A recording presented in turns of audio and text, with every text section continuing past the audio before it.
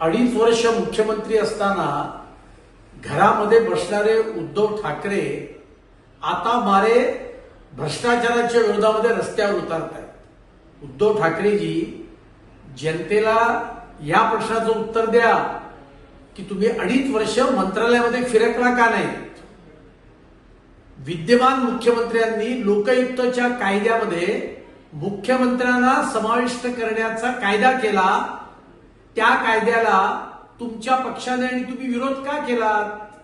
आणि त्याच्यामुळे ज्यांनी मुंबई महापालिका 15 वर्ष लुटून खाल्ली, मिठी नदीचा गाळ खाल्ला, खिचडी खाल्ली, जे जे खाऊ नये ते सगळं तुम्ही खाल्लं, त्याचा हिशोब मुंबईकर जनता मागते आहे।